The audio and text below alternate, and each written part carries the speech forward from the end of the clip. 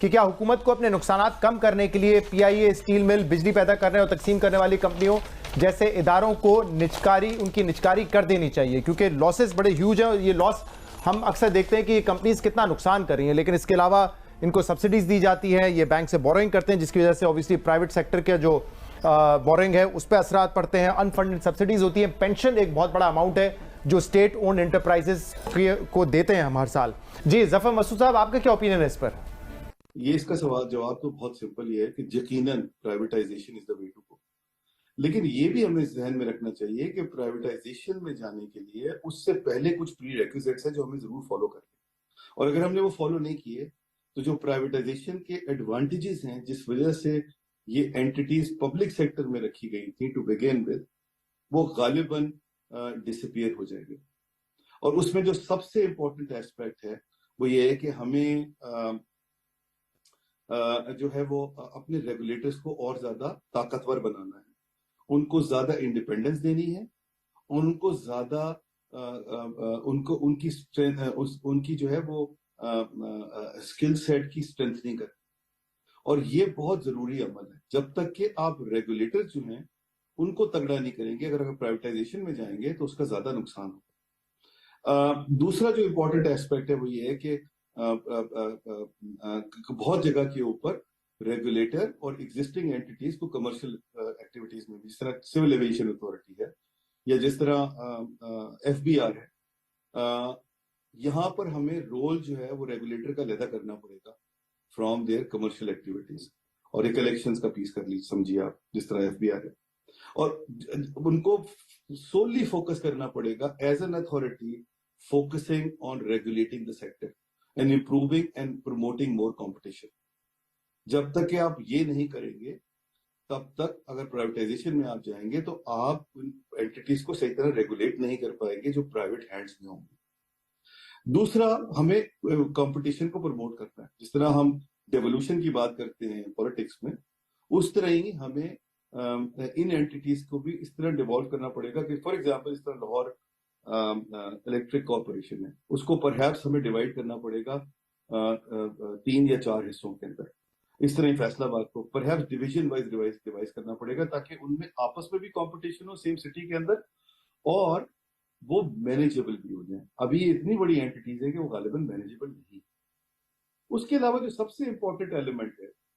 وہ یہ ہے کہ جو فریم ورک ہے پرائیویٹائزیشن کا، وہ ہمیں بہت ہی روبسٹ بنانا پڑے گا۔ پرائیویٹائزیشن کا ایگزسٹنگ جو فریم ورک ہے اس کے اندر 2 چیزوں کی بڑی اشد ضرورت ہے جو ہمیں فکس کرنی ہے۔ ایک تو یہ کہ جو اینٹیٹیز ہم سلیکٹ کرنے جا رہے ہیں وہ ہر اینٹیٹی پرائیویٹ پارٹی جو ہے اس کی سلیکشن کا کرائٹیریا جو ہے وہ جو اینٹیٹی ہم پرائیویٹائزیشن کے لیے آفر کر رہے ہیں اس کے ساتھ ایکسپرٹیز اور اس کے ساتھ مطابقت ہونی چاہیے۔ فار ایگزامپل، اگر آپ ایک پرائیویٹ ایکوٹی کمپنی کو جس کا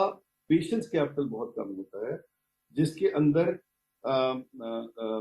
جس کو بہت جلدی ریزلٹ چاہیے ہوتے ہیں، اگر آپ اس کو ایک یوٹیلیٹی دے دیں گے تو نہ آپ اس یوٹیلیٹی کے ساتھ فیور کریں گے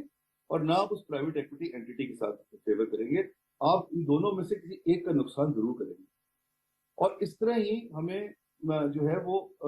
سلیکشن کے وقت، پرائیویٹ پارٹی کی سلیکشن کے وقت یہ بہت ضروری ہے کہ وہ اس چیز کو ضرور اپریشیٹ کریں کہ جو اینٹیٹی پرائیویٹائزیشن کے لیے آئی ہے اس کا ایک لارجر آبجیکٹو تھا سوشل اور ڈیولپمنٹ، اور اس کو وہ ضرور جو ہے وہ کسی صورت بھی اس پہ کمپرومائز نہ ہو آفٹر پرائیویٹائزیشن۔ اور آخری جو سب سے امپورٹنٹ ایلیمنٹ ہے وہ یہ ہے کہ پرائیویٹائزیشن کے لیے یہ بہت ہی اس کی ایک اشد ضرورت یہ ہے کہ جو آپ جس اینٹیٹی کو آپ پرائیویٹائز کرنے جا رہے ہیں، فار ایگزامپل جس طرح ہمارے پاس اگر میں ٹاپ 10 ہائیسٹ لاس میکنگ اینٹیٹیز کو دیکھتا ہوں تو اس میں فار ایگزامپل پی آئی اے اور این ایچ اے بھی آتا ہے، آلدو این ایچ اے کے بارے میں ڈیبیٹ ہے کہ وہ کیش بیسس پہ مے بی وہ لاس دکھا رہی ہوگی، بٹ اکاؤنٹنگ بیسس پہ وہ لاس نہیں دکھا رہی۔ That's beside the point. The issue is, جو میں پوائنٹ یہاں پر میک کرنا چاہ رہا ہوں وہ یہ ہے کہ ان اینٹیٹیز کا ایک ڈیولپمنٹل اور سوشل امپیکٹ ہے۔ یہ ان ایریاز کو بھی کیٹر کرتے ہیں جو ادروائز پرائیویٹ سیکٹر کیٹر نہیں کرنا چاہتا، کیونکہ اس کی اکنامک وائبلٹی، فائنینشیل وائبلٹی اس طرح نہیں ہے۔ سو لہٰذا ایک وائبلٹی گیپ فنڈ ٹائپ کی سچویشن ٹائپ جو ہے وہ گورنمنٹ کو کنسیڈر کرنی چاہیے اور private public partnership in roots پہ ان کو انکریج کرنا چاہیے کہ یہ اینٹیٹیز پرائیویٹائزیشن کے بعد بھی اس کو ضرور فالو کرتی ہیں. ہماری ویسی سوسائٹی بڑی فریگمنٹڈ ہے, ہم بہت ٹوٹی ہوئی سوسائٹی ہیں, اور اگر ہم اور مزید آئسولیشن کر دیں گے اپنے بہت بڑے طبقے کو نیشن کے کاٹ دیں گے مین اسٹریم کے ساتھ, تو ہم اور زیادہ اپنے ملک کے ساتھ ہم اس کی کوئی سروس نہیں کریں گے بلکہ اس کو نقصان زیادہ دیں گے. لہٰذا یہ بہت ضروری امر ہے کہ یہ 3-4 چیزوں کو ہم ذہن میں رکھیں اور اس کے بعد پرائیویٹائزیشن کے اندر جائیں, اور پرائیویٹائزیشن ضرور کریں مگر اس کی پری ریکوزٹس ہیں. اس وقت جس طرح کا ورلڈ اکنامک سچویشن اور فائنینشیل سچویشن ہے اس میں ویسے ہی پرائیویٹائزیشن جو ہے وہ کوئی بہت اچھا آئیڈیا نہیں ہے. لہٰذا بہت اچھا موقع ہمارے پاس یہ ہے کہ ہم اپنا ہاؤس ان آرڈر کر لیں اور یہ ساری چیزیں جو ہیں ان کو ان پلیس کر لیں اور ان کو آگے لے کے چلیں تاکہ ہم اس بات کے لیے ریڈی ہو جائیں کہ جب ہم تیار ہیں ان کی پرائیویٹائزیشن کی تو وہ ہو سکے. مگر in the meantime there are islands of excellence that exist in Pakistan.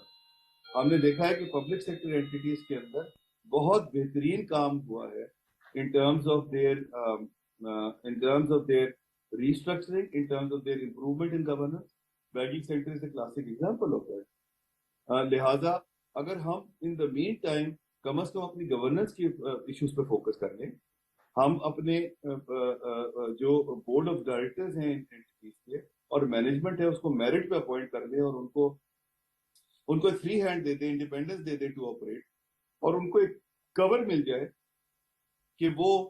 جو پولیٹیکل پریشر اگر کوئی آتا ہے تو اس کو وہ ود اسٹینڈ کر سکیں. تو میرے خیال سے ان دی انٹرم جب تک پرائیویٹائزیشن نہیں ہوتی یہ اینٹیز can actually contribute positively towards the public exchequer than being a drain on public exchequer.